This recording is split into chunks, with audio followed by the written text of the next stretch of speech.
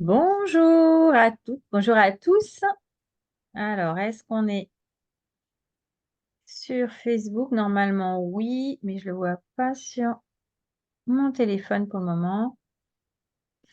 C'est bon, moi je te vois. Ça, tu nous vois? C'est Super. bon, Bon, bah, on c'est toi y est. on y est.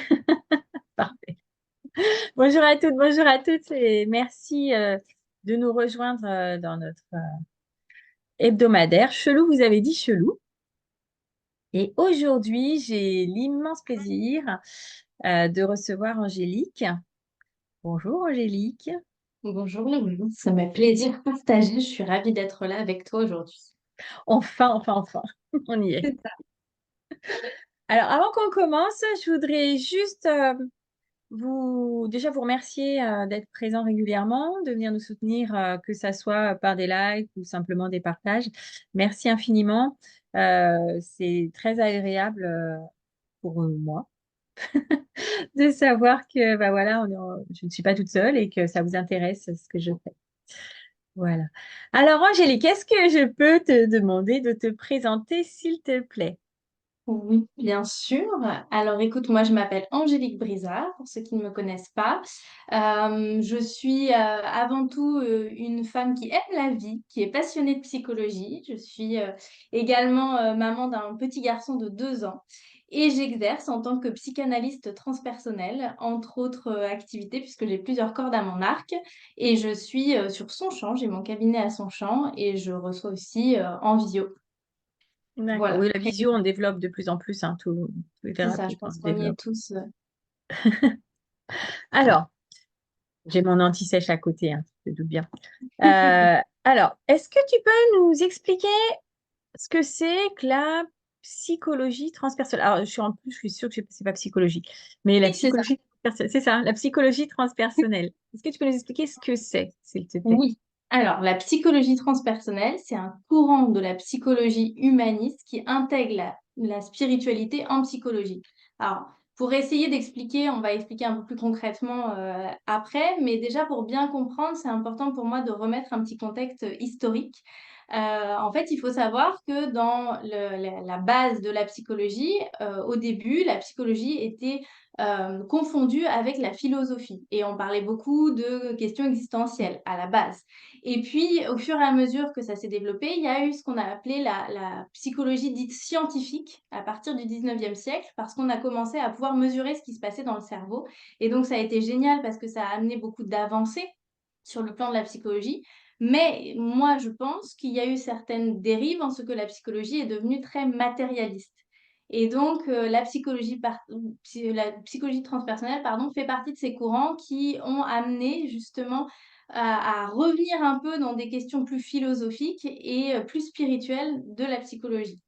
Donc, en gros, pour ceux qui connaissent, le premier qui a parlé du mot transpersonnel, c'est Jung, qui est assez connu dans notre milieu. Oui. Et le transpersonnel, il le définissait par ce qu'il y a au-delà de l'ego. C'est-à-dire que finalement, il y a quelque chose en nous qui n'est pas notre personnalité, qui est plus profond, qu'on pourrait qualifier de notre âme, finalement. Et finalement, ça, c'est le sens premier de la psychologie, parce que si on reprend la définition même de la psychologie, ça veut dire science de l'âme, psychologie. Et sauf qu'on a oublié cette dimension-là. Cette dimension-là, oui. C'est ça. Et puis après, il y a eu enfin, la psychologie transpersonnelle, elle a été pas mal développée par Maslow et Grove, mais c'est vrai qu'on connaît pas mal Maslow par la pyramide des Pyramide. besoins qu'il a créée. Et en fait, ce qu'on sait moins, ce qui est moins communiqué, c'est qu'à la fin de sa vie, il a créé une étape supplémentaire dans sa pyramide qui était en fait le transpersonnel, que lui, il a qualifié de transcendance.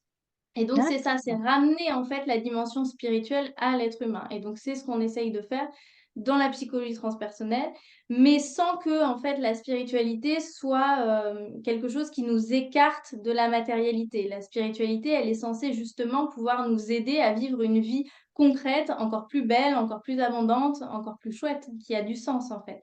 Et c'est ce qu'on essaye de faire avec la psychologie transpersonnelle. D'accord. Voilà. On va déjà faire un petit coucou à Delphine et Tony au passage. Bonjour tout le monde. Merci. Et tous ceux qui sont juste en visu. Merci, merci. Et du coup, la différence avec la psychologie pure, tu vois, Alors, telle qu'elle est pratiquée par quand même beaucoup de praticiens.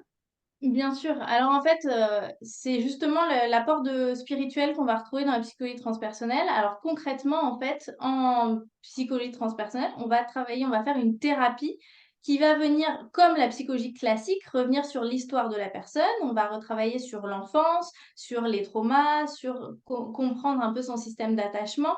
Toute la partie en fait psychologie classique, j'ai envie de dire, c'est ce qu'on va faire en thérapie. Mais on va ajouter à cela des questions plus profondes comme ben, c'est quoi le sens de la vie pour moi? Est-ce que j'ai une mission?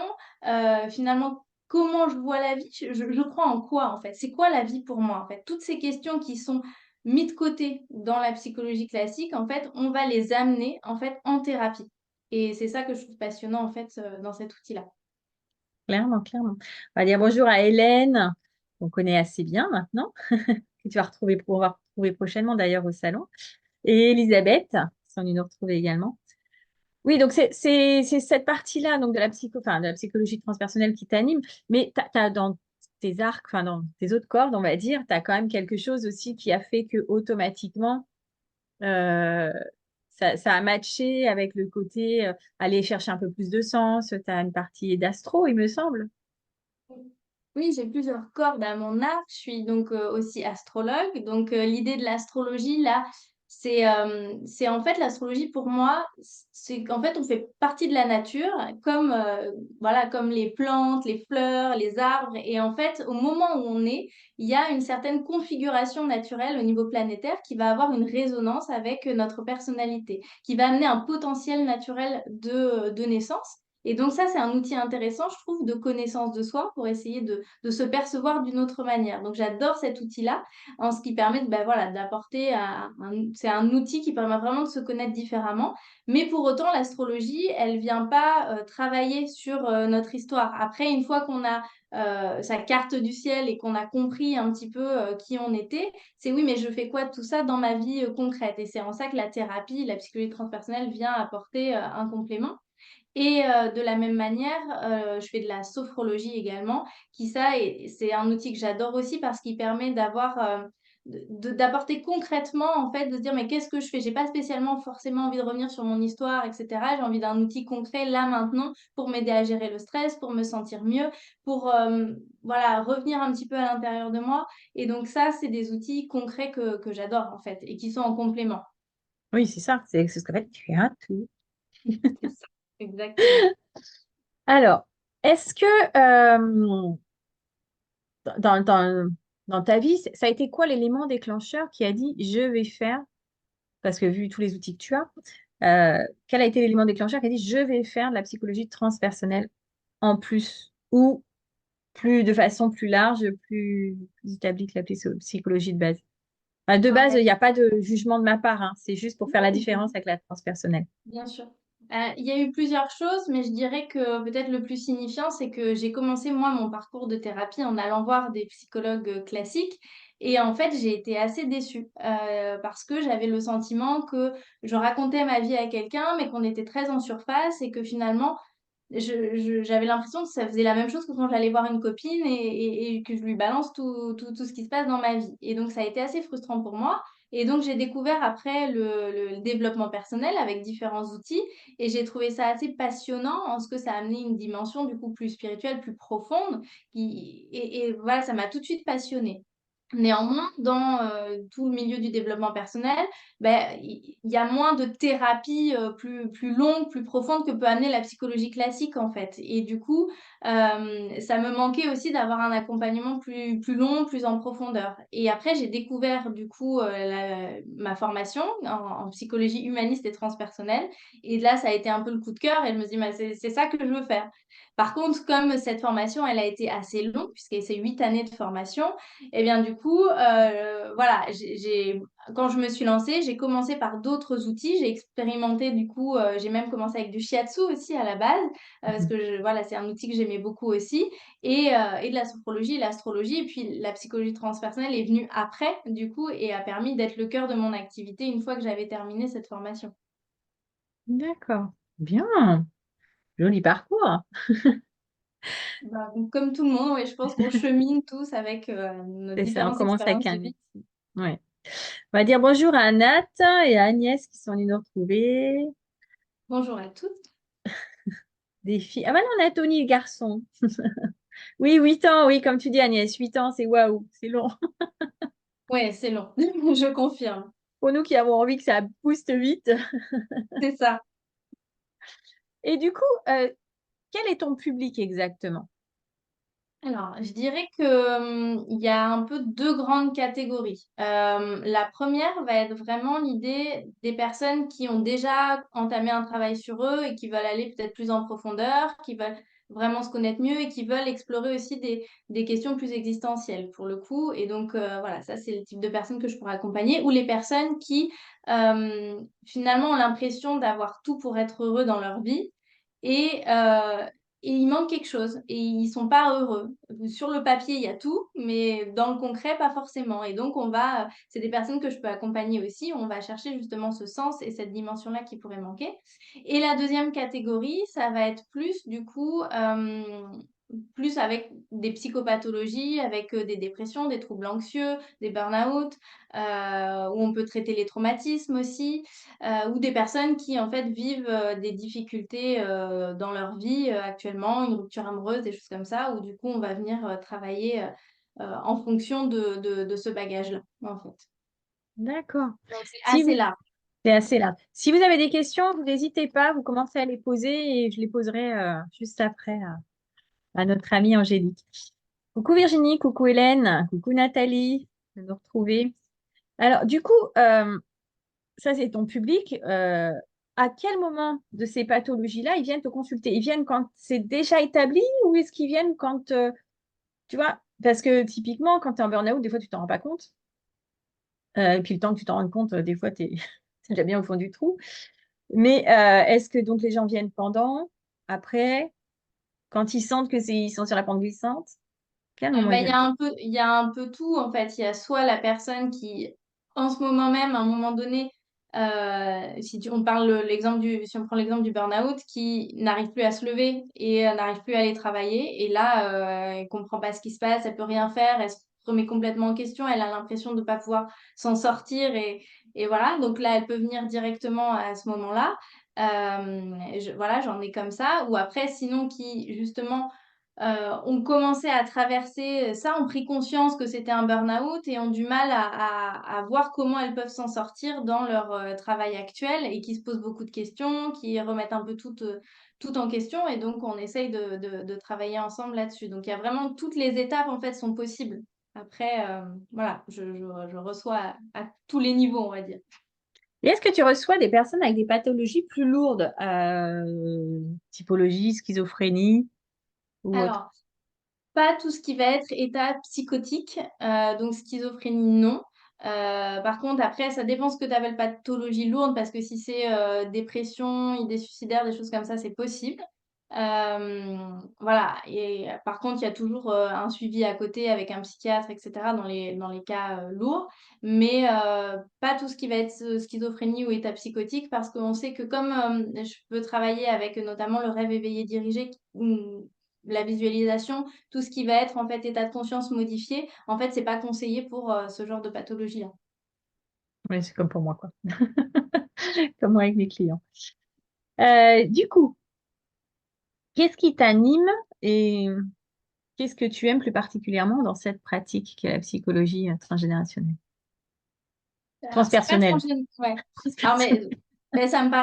ça me permet d'en dire un mot parce que c'est vrai que souvent on confond transgénérationnel et transpersonnel et c'est très différent. En fait, pour expliquer simplement, en transgénérationnel, on considère que du coup, on a reçu une transmission de nos ancêtres, alors qu'en psychotranspersonnel, c'est pas du tout la même approche puisqu'on a une dimension plus individuelle, puisqu'on considère qu'on est une âme individuelle.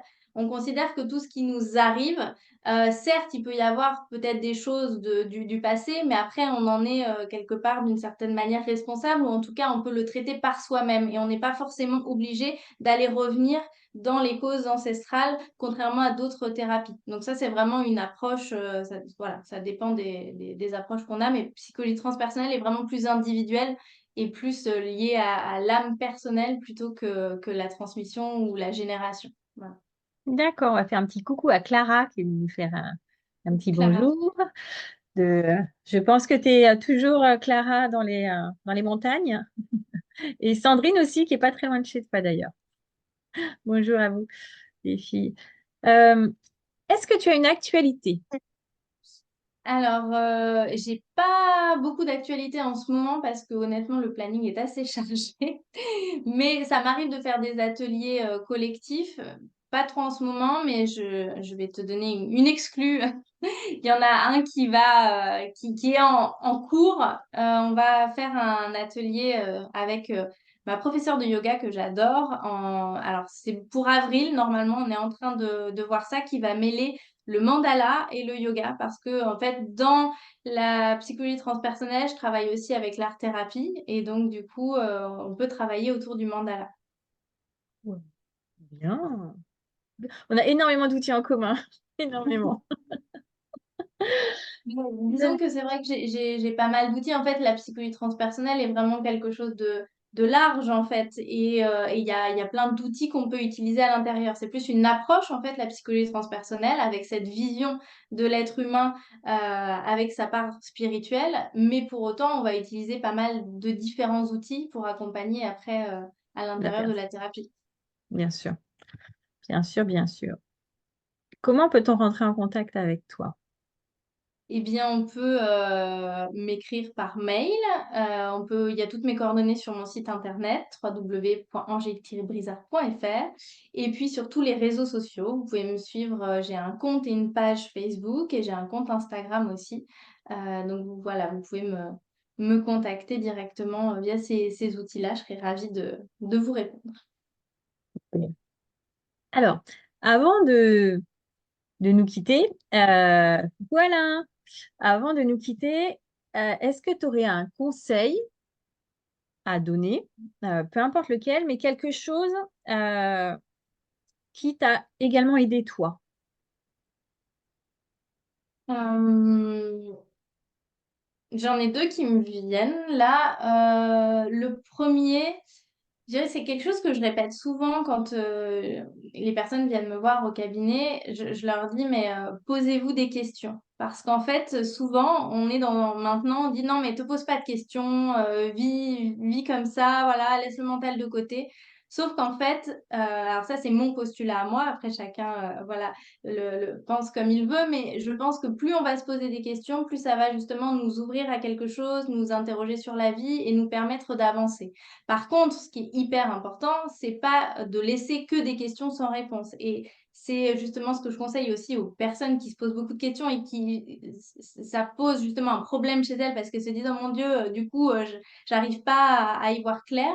C'est de vraiment y prendre le temps de répondre à chaque question. Et il m'arrive même au cabinet de dire à des personnes, ben voilà, vous notez toutes les questions que vous avez.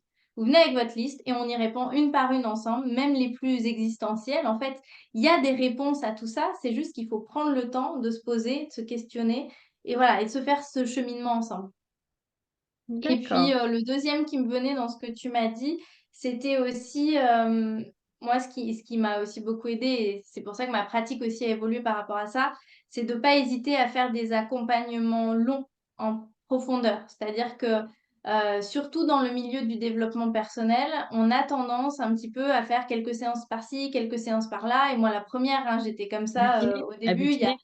C'est ça, il y a un espèce de consumérisme en fait du développement personnel. Et c'est en ça que la psychologie plus classique est intéressante et qu'il faut s'en rapprocher aussi, c'est que voilà, ils invitent plutôt à une thérapie longue, à prendre le temps de travailler sur soi. Et je pense que faites-vous ce cadeau de vous faire accompagner, mais dans la longueur. La personne avec qui vous vous sentez bien, voilà, vous pensez que c'est cette personne pour vous accompagner, prenez le temps en fait et approfondissez. Faites voilà, des accompagnements plutôt longs pour bien aller au bout des choses. D'accord. Bonjour Linda. Alors, juste avant de passer aux questions, je ne sais pas si on en a, mais ça va laisser aux personnes le temps d'en poser.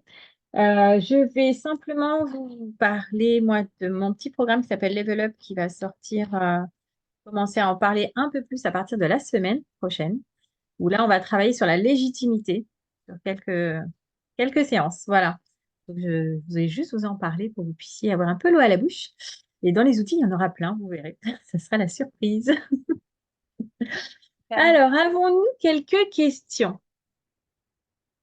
Alors, je regarde, je regarde. Eh bien, il y en a qui sont partis travailler, mais c'est bien aussi, il faut. Mais nous n'avons pas de questions. Est-ce que tu veux rajouter quelque chose, Angélique? Je réfléchis, là comme ça, il n'y a rien qui me vient. Euh, non, est-ce que toi, est-ce que t'as compris du coup un peu plus ce que c'était que Ah la bah psychologie oui. transpersonnelle, du coup, c'est plus clair pour toi? Ah, pour moi, c'est beaucoup plus clair. Et puis, comme on en avait un peu parlé aussi à part, c'est déjà un peu plus clair. Euh, donc, nous allons nous retrouver. Ah non, peut-être pas. Je sais pas, ce salon-là, tu viens. Ce que tu es chargé, c'est ça. Ouais. Ouais, là, je ferai pas ce salon en mars, mais je ferai le salon d'octobre. Voilà, tu feras le salon Ce d'octobre. Donc, sera le seul salon que je vais faire cette année. nous nous retrouverons donc au mois d'octobre toutes les deux sur le salon. Exactement. Et sinon, bah, début mars, vous aurez le plaisir, si ça vous dit, de me retrouver, de retrouver Nathalie d'Angelot de Jolies Ondes sur le salon des arts divinatoires de Denonville. Voilà. Mais Ben, merci tout écoutez, le monde en tout cas. Et puis si jamais vous avez des questions sur la psychologie transpersonnelle ou voilà, sur mon activité, n'hésitez pas à me le mettre en commentaire. Je répondrai après. Voilà. ah, super. Merci, merci, merci, Angélique. Merci à toutes et tous. Je vous dis à la semaine prochaine où je vous présenterai donc François Petit qui est déjà venu, mais là, il va nous présenter un autre de ses outils qui va être le chant des plantes. Donc, ça va vraiment être quelque chose de très, très différent. Je vous souhaite une merveilleuse journée, une merveilleuse après-midi et je vous dis à très bientôt. À Au très bientôt. revoir. Au revoir tout le monde.